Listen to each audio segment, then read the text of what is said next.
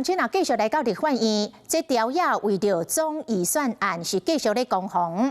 讲国民党提案要删除的预算有2000多案，为着要赶离的会期结束进程来完成，国民党内会先协商整合，缩减甲剩500案左右。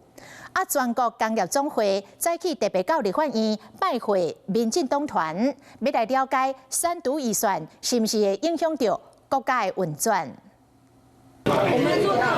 另外，立委徛几排拍扑啊，迎接工业总会人马。总预算根本他们不能让我们过，他们就是要让台湾来下市，所以这是就要求的。柯总他绝对有这个能力化解。 应该不会让立法院空转才对，因为我认识他几十年了。民间的援军组成队伍，加入另外党团，在也要提的那经济预算。根据立法院的统计，朝野3党立委总预算提案的数量达来到3200多案，其中两倍就占85%左右，大概是2800多案。那不是乱来吗？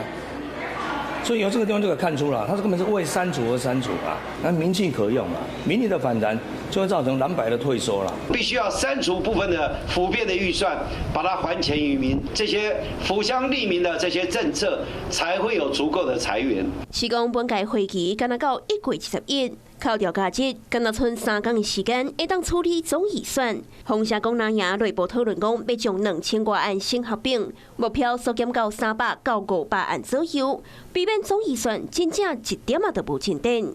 严格针对业务费方抬到剩1块钱，农业部批评讲，这影响到劳农津贴的发放。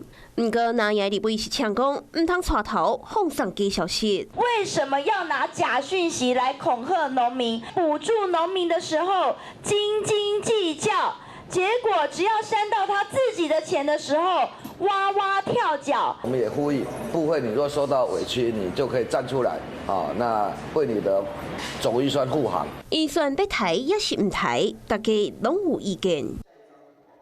你好，我是宋彦明。想掌握最及时的新闻资讯吗？赶紧订阅、按赞、开启小铃铛，锁定华视新闻 YouTube 频道。